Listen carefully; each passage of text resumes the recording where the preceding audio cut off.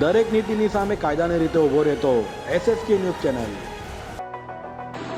સુરત મનપાના સરથાણા ખાતે આવેલ નેચર પાર્કમાં વેકેશનને લઈ સહેલાણીઓની ભીડ જોવા મળી રહી છે।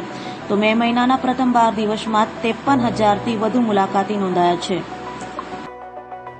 સુરત સહિત દક્ષિણ ગુજરાતના ટાબરિયા શહેરીજનો માટે વન્યજીવ સૃષ્ટિને નજીકથી જાણવાનું મહત્વનું સ્થળ એવા સરથાણા નેચર પાર્કમાં વાર તહેવારે વેકેશનના દિવસોમાં ધસારો જોવા મળે છે। ખાસ કરીને દિવાળી અને ઉનાળુ વેકેશનમાં પર્યટકોની ભીડ સાથે જ પાલિકાને લાખો રૂપિયાની કમાણી પણ થાય છે।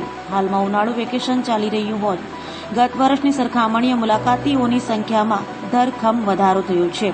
મે મહિનાના પ્રથમ 12 દિવસમાં જ નેચર પાર્કમાં 53,664 મુલાકાતીઓ નોંધાયા છે। તે સાથે જ પાલિકાને 13.76 લાખની આવક પણ થઈ છે। તો ગત વર્ષની સરખામણીએ આ વર્ષે નેચર પાર્કની મુલાકાત લેનારાઓમાં ધરખમ વધારો થયો છે। હું doctor Rajesh Patel, assistant veterinary officer અને incharge zoo superintendent doctor Shyamaprasad Mukherjee zoological garden, Sarthana nature park, Surat municipal corporation.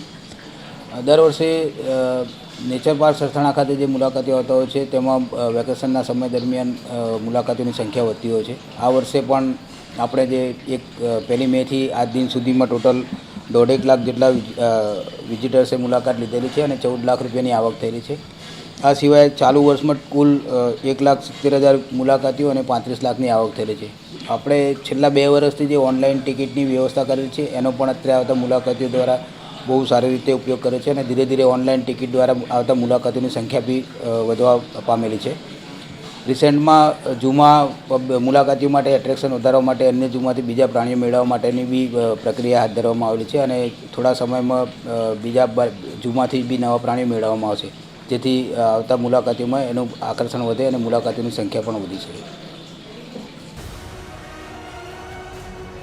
દરેક નીતિની સામે કાયદાની રીતે ઊભો રહેતો SSK ન્યૂઝ ચેનલ।